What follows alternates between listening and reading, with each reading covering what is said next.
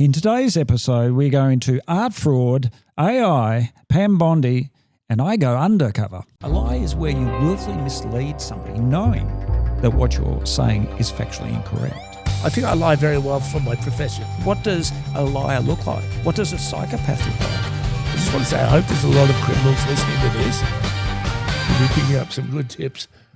Good afternoon, Steve.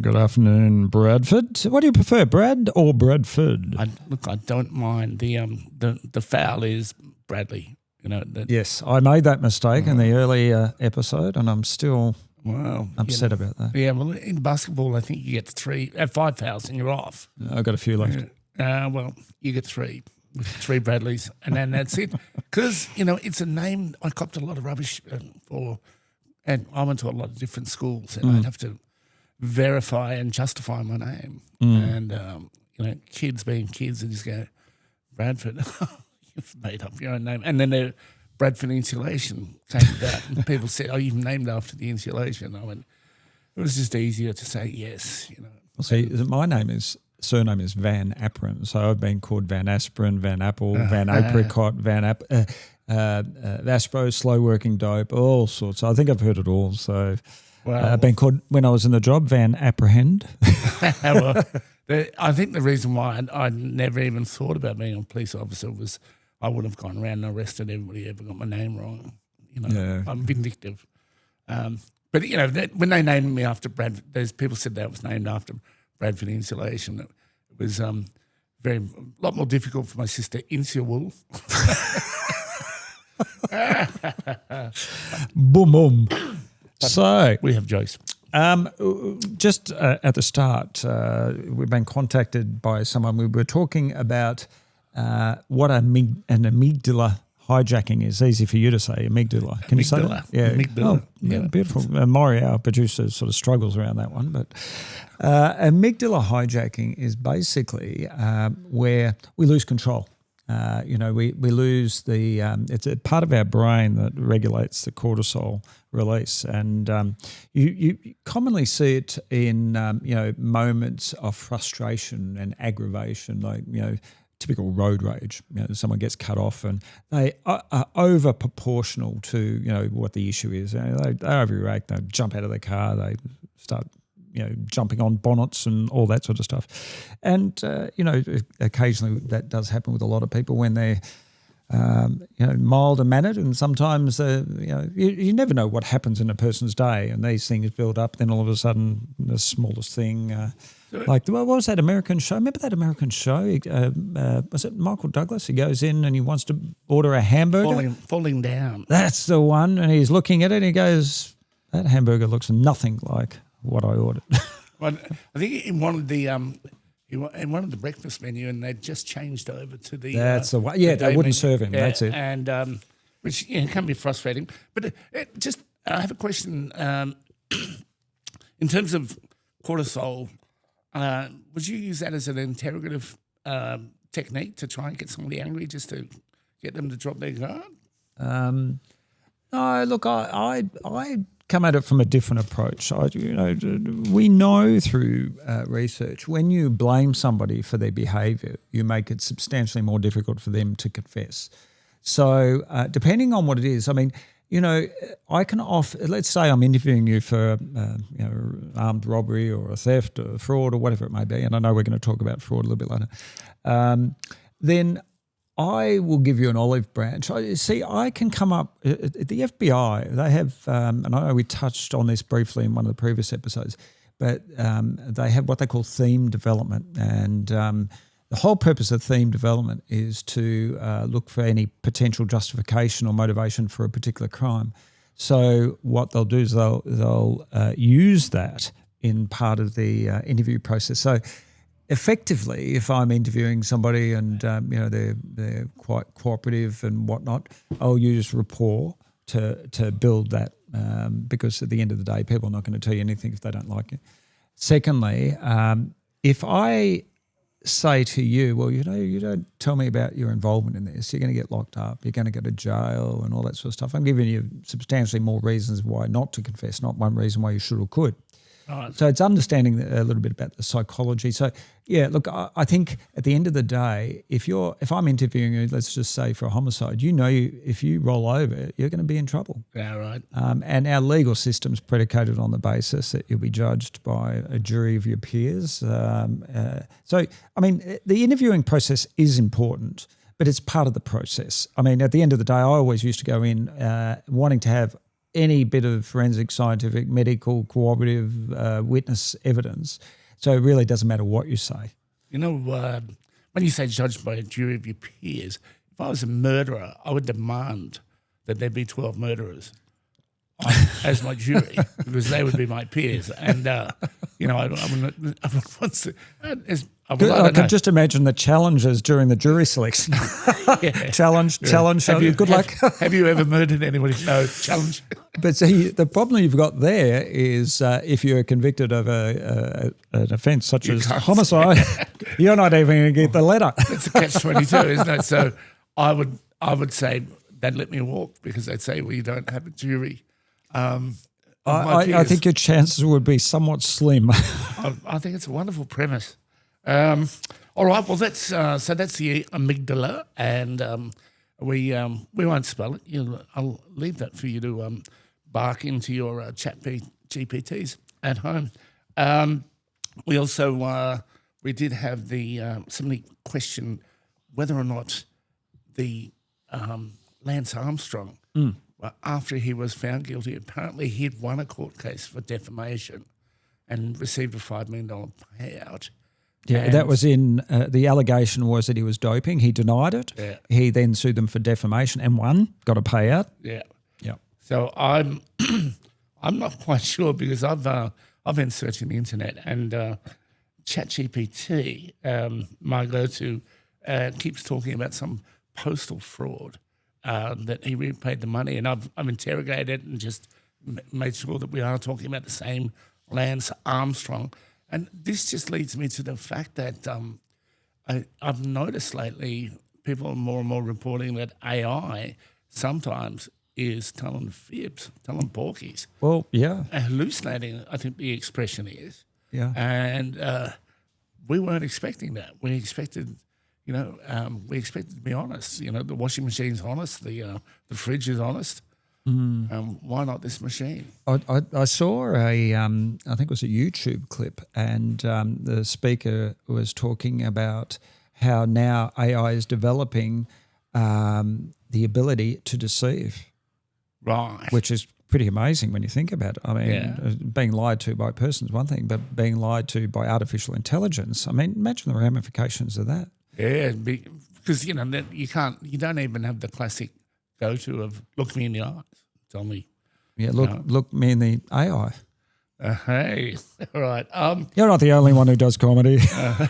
Yeah, that's still in dispute. But anyway, something else that came up. I don't know if you've been following the travails of the American administration, but the Attorney General, Pam Bondi. Or Bondi, I think it's Bondi. She was being questioned, and somebody said to her, I believe you just lied. And she said, don't you ever accuse me of lying or something like that. Now, here's the interesting point about that. The question was quite clear and concise and succinct, but she didn't address it. Yeah. So she's jumped up and, high and mighty, don't you ever, and we see that with a lot of people who are deceptive or have something to hide. So they'll actually attack the interviewer. So what will happen is they'll become defensive, take the pressure off themselves and attack. And that is one of her techniques. And by the way, she's not the only politician to do that. It's almost like, how dare you challenge my authenticity and my veracity and what? But still, we're still no clearer. No answer. No answer. Well, it's interesting. All right, well, I think that's the housekeeping taken care of. And let's get into the to the meat and potatoes. We've been looking into the deception that's rife in both the art world and also, to a lesser extent, the world of sports paraphernalia and memorabilia. Because, again, it's pretty much from, I think, when this is our 10th episode, I'm pretty much getting the idea that wherever there's sales, there's fraud and deceit. And politics. And politics, yeah. So anyway, the art world, let's, I don't know, Dad, what do you know about this? I'm a very bad artist. I'm not a very good painter. But, once again, if you were to profile why there's fraud and scandals in art, it comes back to the same motivation, and that's money. Greed. And that's one of our primal driving behaviours. What are they again? What are the motives? Greed, anger, lust, jealousy, anything to do with human emotions or reactions. I mean, there's revenge, anger, usually a pretty good motivating factor. Money, lust, jealousy, all those motives for behaviour. But when you think about it, right, if you're going to be a criminal, if you're going to be a crook, right, I put them into different categories, right, and that is the drug dealers. Yeah. Right? They're the ones who can make pretty quick money but never give up and eventually get caught. So I have a theory that most drug dealers eventually get caught. But if I was going to be a crook, that's how I'd be involved in the art. You look at a lot of fraud trials, right? And they go on forever, right? And you've got jurors sitting in those, and they're not interested in debits and credits and family trusts account. And most people I know who get selected to go in jury duty don't want to sit on a fraud trial because you might as well just sit there and watch your toenails grow. Yeah, very boring. And of course, a lot of fraud trials. That's why I never want to go fraud squad. I mean, they're great operators there, but it's not my thing. Because you're working, a lot of background work, looking for spreadsheets and whatnot, and some of these forensic accountants, you do not want a forensic accountant on your tail. Yeah. They're amazing, and everything's recorded these days. I mean, other than people still dealing in cash, and that's coming to a slow end. But a lot of those interviews, they would always be arranged by appointment. They'd be there with their mouthpiece. They'd make no comment interview. So the data collection, the evidence collection is pretty important. But the chance of getting caught in those, you mentioned sports memorabilia. Now, of course, if I buy a football and it's signed by some famous football player, how do I know that's authentic? I know some people say, they have a certificate of authenticity, which has been fraud. Yeah, exactly. Or forged, I should say. Yeah. So, we often, it comes back to the deals that are too good to be true. Yeah. Well, I actually, I don't know if you remember Madonna came out to Australia. I think it was around about 1992 or something like that. And I had a signed Madonna poster, signed in gold and glitter, up in my lounge room. People used to say to me, "How did you get that?" And I said, "Well, I bought the pen, and then I wrote Madonna on it." Why would you think I would do anything other than that? And I said, I didn't. There was no fraud. I didn't try and sell it or anything like that. It was, in fact, it used to sit next to. I would sit above. I had a bookshelf that had a whole lot of sports trophies on. Yeah, because I used to go into op shops. You used to buy your sports trophies. I used to go into op shops and I'd buy sports trophies, and people would, and now you're good at everything. Steve, I came second in a girls under 15 swimming relay, right? Because it was just, and for me it was just a conversation starter. And people, I think it kind of lets them down gently, but at some point I'm going to deceive them in their lives because they'd admire the trophies. They just go, "Well, I can't believe you got all these trophies and you played cricket and football." Oh yeah, at the same time, simultaneously. I played football with a cricket bat, but it's it's harmless, and it was just one of those things where I never made the claim. I just had those trophies sitting there. So it was deception by inference. Exactly, which is the best deception, And again, I get to do the Pam Bondi thing, Well, I could say, and people say, "You never swam in the girls under 15 medley," and I go, "Well, I never said I did." you need to look more closely at my trophies.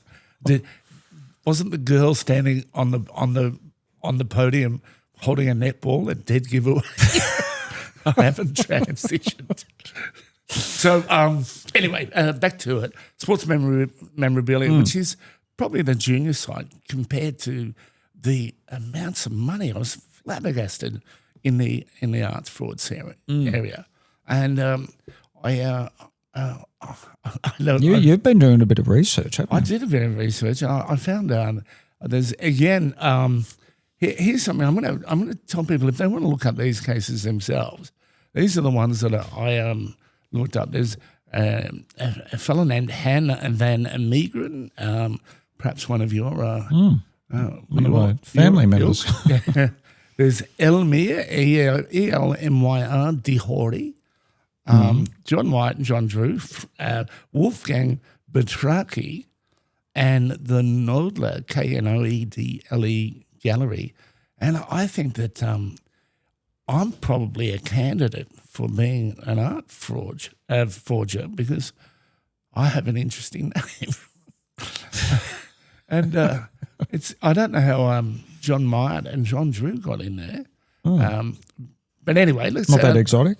Let's go in order. The Han van Meegeren, he discovered, and apparently this is a trope in the art fraud world, which is people find, I found a Picasso, that he accident, he left when he was moving from one flat to another.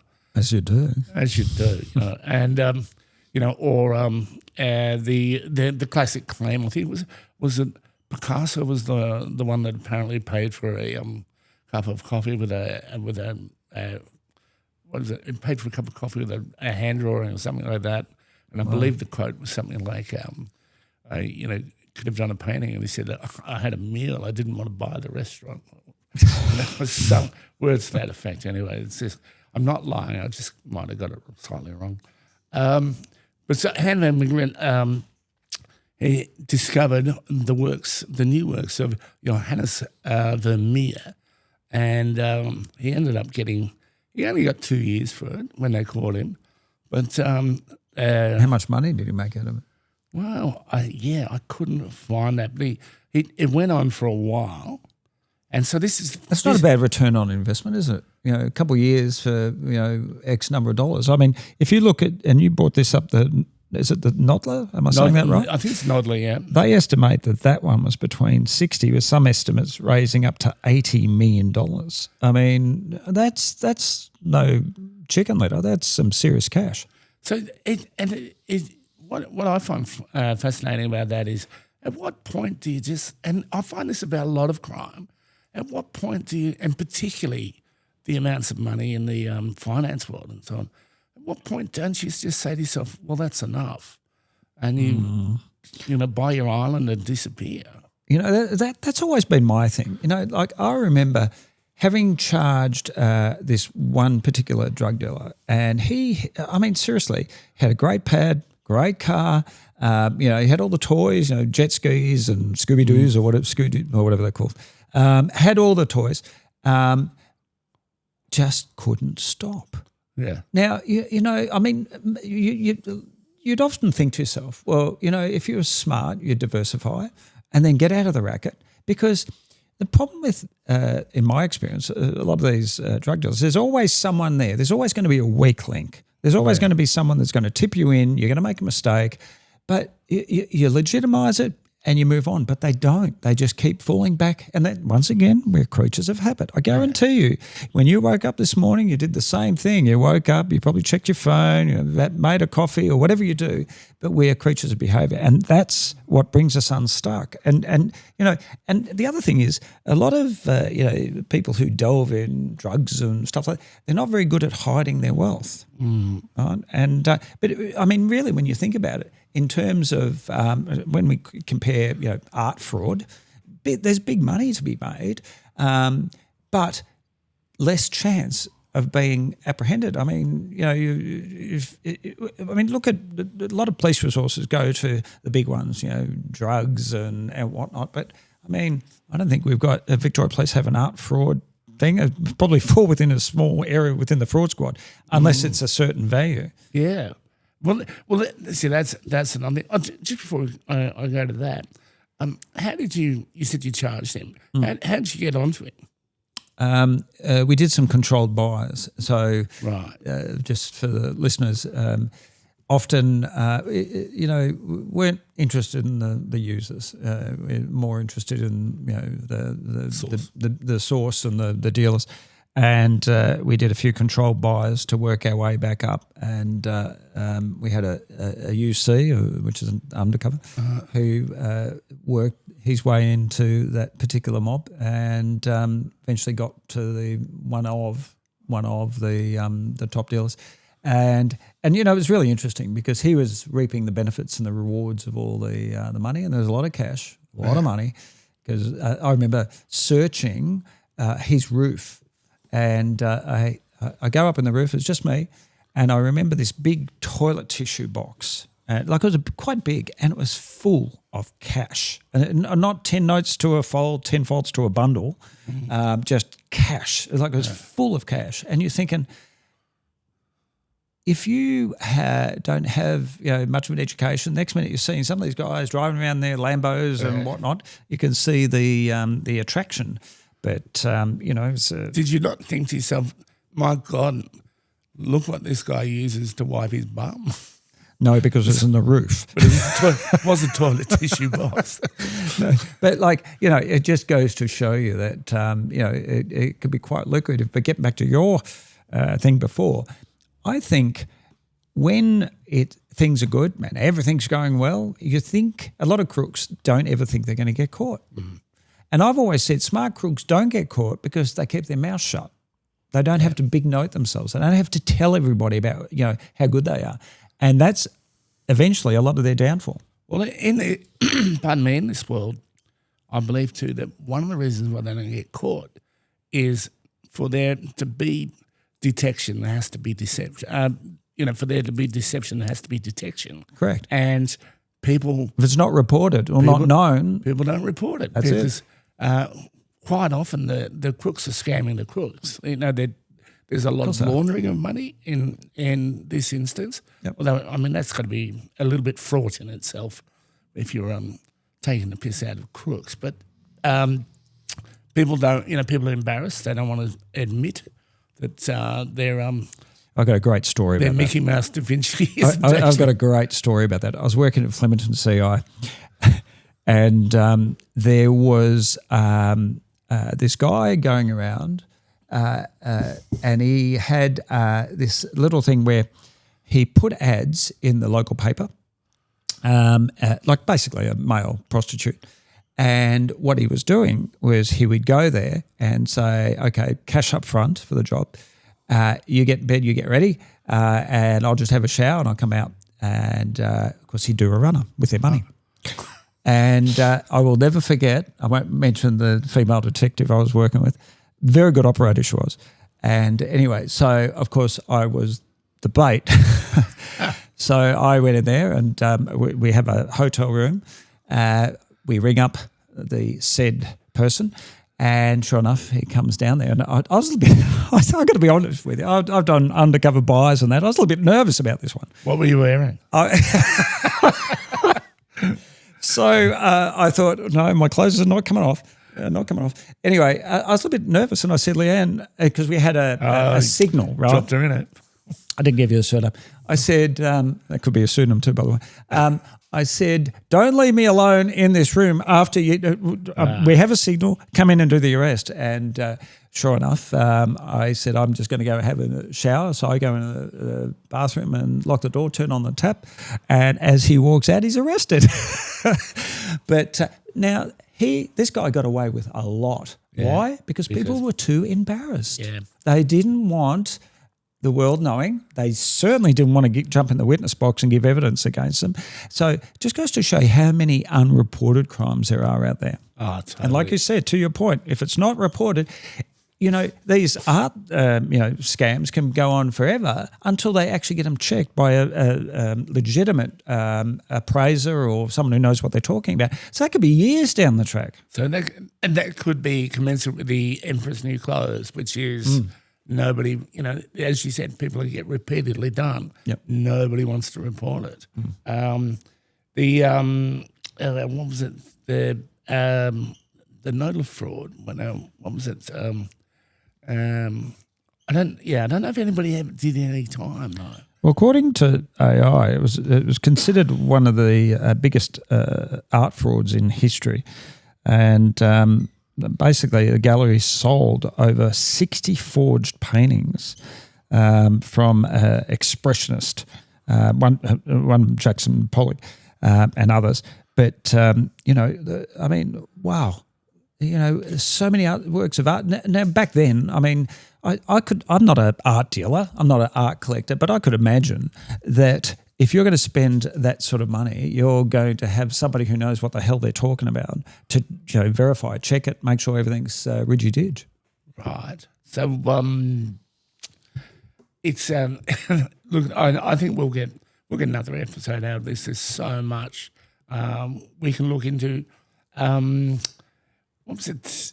There was one guy, and I haven't completely got the provenance of this, which is that his defence was that he forged one of his own paintings, which is his own painting, so meta. Yeah, he forged that. He got caught for a forgery. Right, and he proved that the forgery he'd done was of his own forgery of another painting. So he kind of used that to say, well, I can't be done for forging my own painting. And I don't know whether they then moved on to charge him with that. But that reminds me of a comedian I knew who was he was supporting an American comedian. She came out here, and she was in her dressing room and heard him on stage opening for her, and he said a joke, and she said, that boy is doing my joke. He's doing my bit. I want him off the tour. And so he got sacked. And so he came in the next day and he proved that he hadn't stolen her joke because he brought in the album of the comedian that he had stolen the joke from. Well, I mean, joke plagiarism. I mean, I know that you prepare all your own material, and there's a lot of research and all that sort of stuff. And that's your work. Yeah. And that's your brand. That's your name. Yeah. And that's what you're known for. So why should people steal other people's jokes? I'm not a comedian, but I would imagine that would piss a lot of people off. Well, it does, and in the comedy world, there's no real regulation other than it's frowned upon. No joke police. There's no joke police, and it's frowned upon and it's discouraged. Yeah. But look, I think that I think we can revisit this maybe in a future episode. Very quickly, I just wanted to touch on artworks attributed to notorious prisoners, but probably done by a forger in the prison.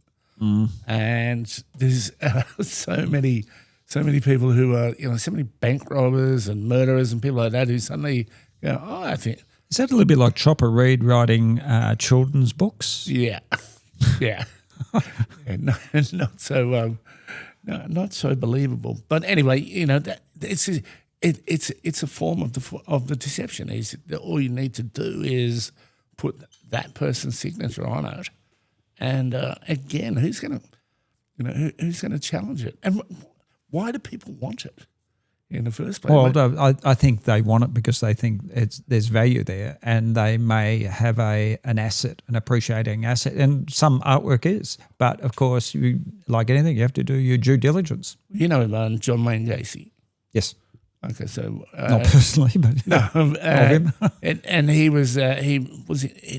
abducted children and murdered children, and in my research, the consideration is that he did so many artworks that it's not possible. There weren't enough hours in the day because he was in so many big prisons, and people would just go, "Do you sign that?" I doubt he ever had time to sleep. Why would anyone want a piece of his artwork? It's this crazy world, isn't it? Oh well, why do people want to marry serial killers? You know, anyway. We can. That's another episode we altogether. can look at that another time. Just to wrap it up now, why that works is a name that sells. There's notoriety. A signature proves it, and a story to back it up. So made on death row, back in the day, or smuggled out of prison. That's that gives it a little bit of cachet, I suppose. But yeah, I think that's close to all we have time for, Steve. Yeah, they were in quick today. Yes. And again, if this has raised any questions, or you have any questions about deception or the instances of lying, please contact us.